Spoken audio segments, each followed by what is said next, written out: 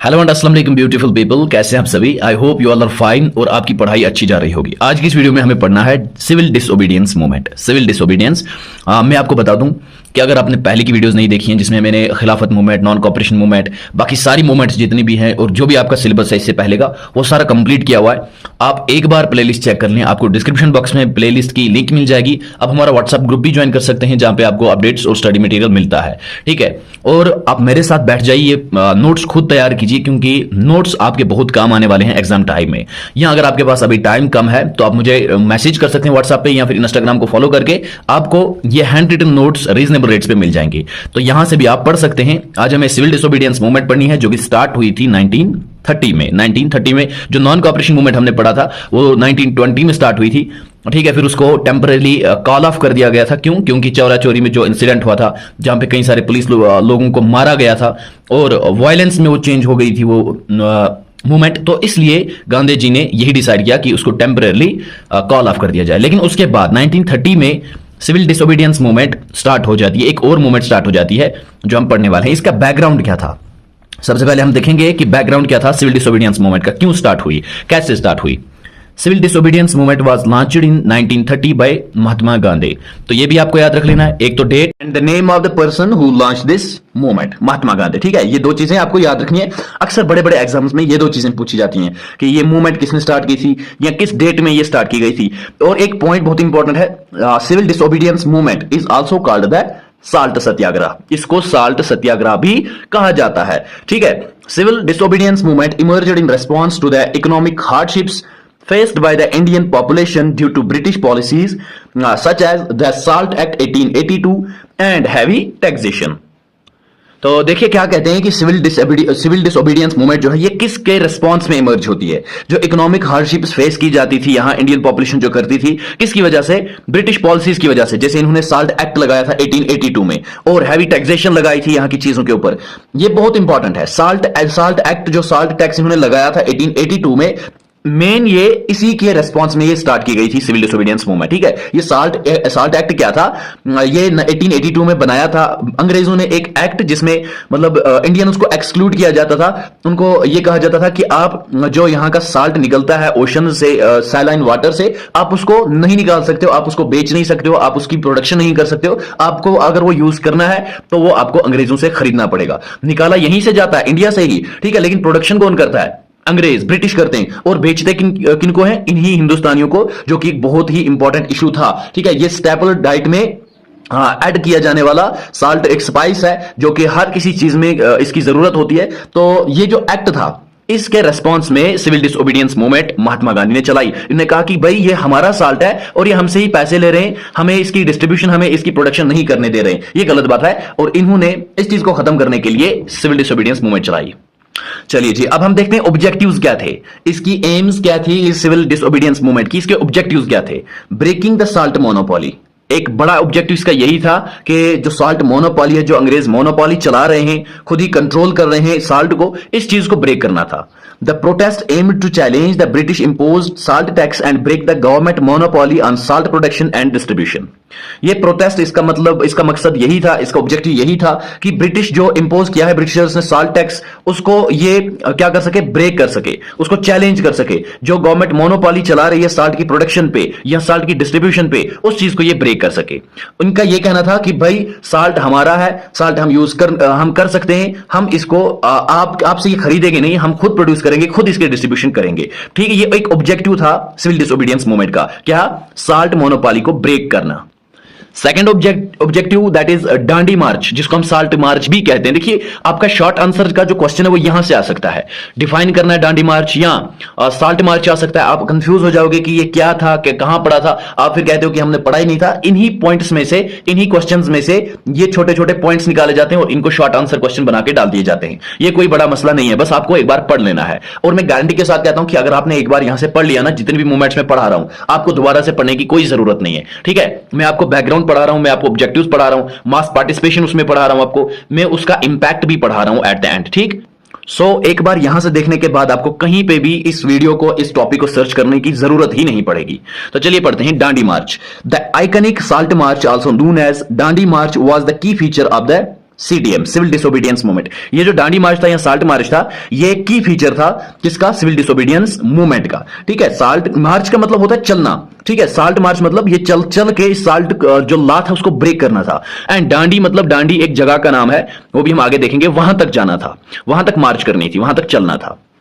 Okay, let's move ahead. Gandhiji and his 80 followers marched 241 miles from Sabarmati Ashram to coastal town of Dandi, Gujarat, where they broke the salt law by producing salt from seawater. देखो इन्होंने क्या किया। गांधी जी उसके साथ जो उसके main बड़े leader थे, फॉलोअर थे, उनको साथ ले लिया। 80 थे। वो कितने थे? 80। अक्सर एग्जाम्स में पूछा जाता है कितने थे, उनकी तादाद बतानी होती है, 80 याद रख लेना है। और उन्होंने 241 माइल्स बाय फुट क्रॉस किए। वो पैदल चले 241 माइल्स। कहां से? सबरमती आश्रम से लेके कोस्टल टाउन दांडी तक, जो कि आज गुजरात में है। ठीक है, जहां पे उन्होंने क्या किया? साल्ट लॉ को ब्रेक किया, उसको ब्रोक किया। कैसे? साल्ट को प्रोड्यूस किया उन्होंने खुद, वहां पे सी वाटर से साल्ट की खुद प्रोडक्शन की, साल्ट को गैदर किया, कलेक्ट किया, और इस तरह से इन्होंने साल्ट लॉ को ब्रेक डाउन कर दिया। ठीक है, यही था दांडी मार्च। अब बहुत आसान है। दांडी मार्च क्या था? दांडी नाम इस टाइटल से देखो, टाइटल आप अपने जहन में बिठा लो। दांडी मींस, दांडी एक जगह का नाम है गुजरात में। ठीक है, जहां पे साल्ट की प्रोडक्शन होती है। एंड मार्च का मतलब होता है चलना। मार्च का मतलब चलना। कहां से कहां तक? सबरमती आश्रम से लेके ये इस दांडी तक चलते हैं। और क्या करने चलते हैं? एम, मकसद क्या था? ऑब्जेक्टिव क्या था? जो साल्ट लॉ था, जो अंग्रेजों ने बनाया था साल्ट लॉ, उसको ब्रेक डाउन करना था, उसको तोड़ना था।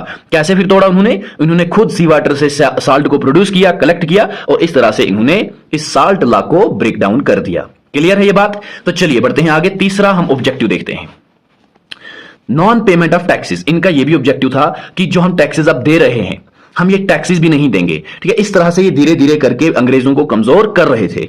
People were urged to refuse to pay taxes and other revenue to the British government, undermining it is financial base.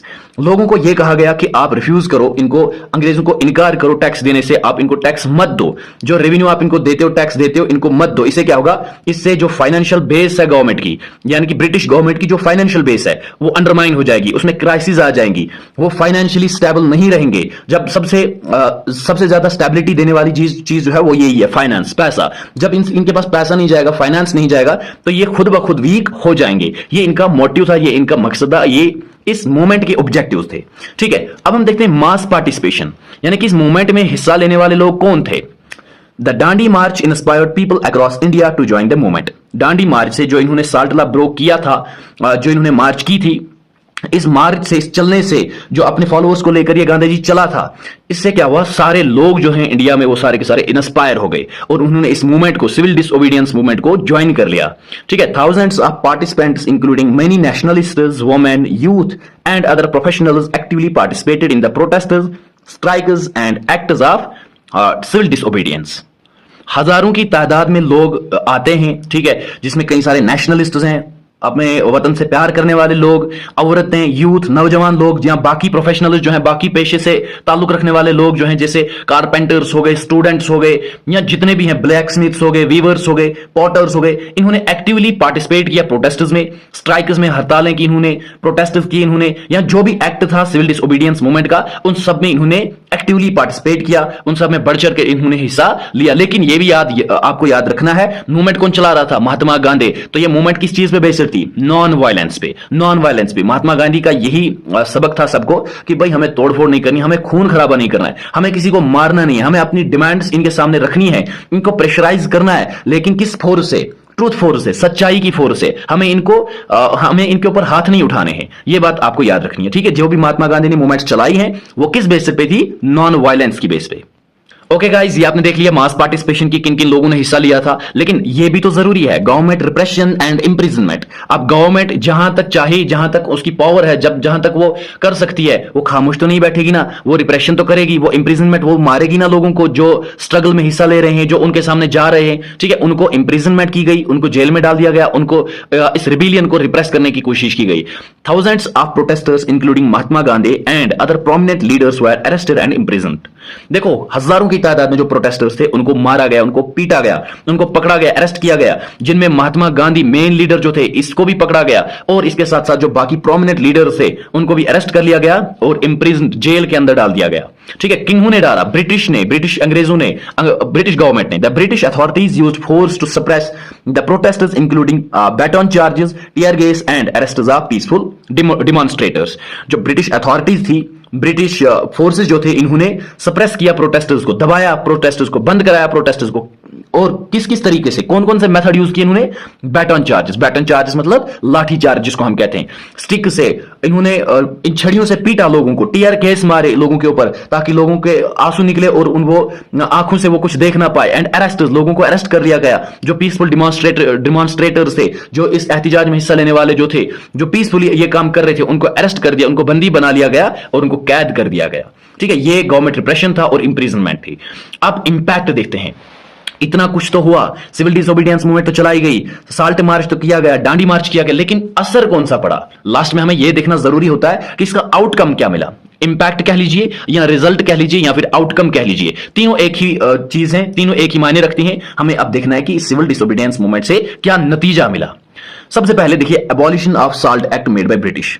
बहुत इंपॉर्टेंट कि जो साल्ट एक्ट इन्होंने ब्रिटिशर्स ने बनाया था, जो ब्रिटिशर्स साल्ट यूज नहीं करने देते थे, इंडिया को प्रोड्यूस नहीं करने देते थे, इसकी डिस्ट्रीब्यूशन, इसकी मार्केटिंग, मैन्युफैक्चरिंग नहीं करने देते थे, उस चीज को एबॉलिश कर लिया गया। ठीक है, बहुत ही बड़ा स्टेप, बहुत ही बड़ी एक अचीवमेंट थी, एक बहुत बड़ा इंपैक्ट था सिविल डिसोबीडियंस मूवमेंट का। Number second, the CDM, civil disobedience movement, short में मैंने लिखा, याद रख लेना, gathered significant international attention, drawing sympathy and support for India struggle for independence. ये जो सिविल डिसोबीडियंस मूवमेंट है, इसने इंटरनेशनल अटेंशन को गैदर किया, यानी कि इसने अपनी तरफ इंटरनेशनल अटेंशन को राइज किया। इससे क्या हुआ? बाहर की कंट्रीज, जो इंटरनेशनल कंट्रीज हैं, इंटरनेशनल बाकी लोग हैं, उन्होंने सिंपैथी दिखाई, उन्होंने हमदर्दी दिखाई, उन्होंने सपोर्ट दिया इंडिया की स्ट्रगल में, जो चल रही है इंडिपेंडेंस के लिए स्ट्रगल, उसमें बाहर के लोगों ने इंटरनेशनल लेवल पे सपोर्ट दिया, उन्होंने सिंपैथी दिखाई। ये बहुत ही बड़ा एक इंपैक्ट था सिविल डिसोबीडियंस मूवमेंट का कि बाहर का इंटरनेशनल अटेंशन अपने ऊपर लाया गया। Number third, the salt march became a symbol of non violent resistance and inspiring future movements for freedom and human rights world wide. तीसरा इंपॉर्टेंट इंपैक्ट, एक बहुत ही सिग्निफिकेंट इंपैक्ट ये है कि साल्ट मार्च जो है ये एक सिंबल बन गया नॉन वायलेंट रेजिस्टेंस का। ठीक है, जिसमें साल्ट लॉ को ब्रेक भी किया गया, लेकिन किस तरीके से? नॉन वायलेंट रेजिस्टेंस की मेथड से। ठीक है, ये एक ऐसा रेजिस्टेंस था जिसमें वायलेंस को नहीं बल्कि नॉन वायलेंस को चुना गया। किसी को भी इन्होंने किसी तरह का हार्म नहीं किया, कोई नुकसान नहीं पहुंचाया, और इससे कई सारी फ्यूचर मूवमेंट्स इंस्पायर हुई फ्रीडम की या ह्यूमन राइट्स वर्ल्ड वाइड, पूरी दुनिया में, सिर्फ इंडिया में ही नहीं, जितनी भी बाकी कंट्रीज इंडिपेंडेंट नहीं थी, जहां पे फ्रीडम मूवमेंट्स चल रही थी इंडिया की तरह, वो मूवमेंट्स भी इंस्पायर हुई इससे, सिविल डिसोबीडियंस मूवमेंट से, या हम कह सकते हैं शॉर्ट में गांधी जी से, जो इन्होंने पॉलिसी अपनाई थी नॉन वायलेंस की। ठीक है, कि नॉन वायलेंट तरीके से इन्होंने साल्ट मार्च किया, साल्ट एक्ट को ब्रेक किया, जो इन्होंने ये रेवेन्यू देते थे, टैक्सेस थे इनके ऊपर, उनको छुड़वाया, या ब्रिटिश को, मेन चीज यह है कि ब्रिटिश गवर्नमेंट को किसी तरह किसी हद तक इन्होंने वीक कर डाला था। तो ये आज का हमारा टॉपिक था। आई होप कि आपको सिविल डिसोबीडियंस मूवमेंट, इसके ये नोट्स, मेरी आपकी ये टीचिंग आपको पसंद आई होगी। अगर ये आपको पसंद आई हो तो नोट्स के लिए आपको लाइक करना बनता है। ठीक है, अगर कुछ रह गया हो तो आप हमें कमेंट सेक्शन में बता सकते हैं। चैनल को सब्सक्राइब करना, ऐसी मजीद वीडियोस देखने के लिए अपने फ्रेंड्स तक भी ये वीडियोस पहुंचाइए, ताकि वो भी देख सके, वो भी यहां से अच्छे मार्क्स ले सके और अच्छे से पढ़ सके। मिलते हैं अगली वीडियो में, तब तक के लिए अल्लाह हाफिज।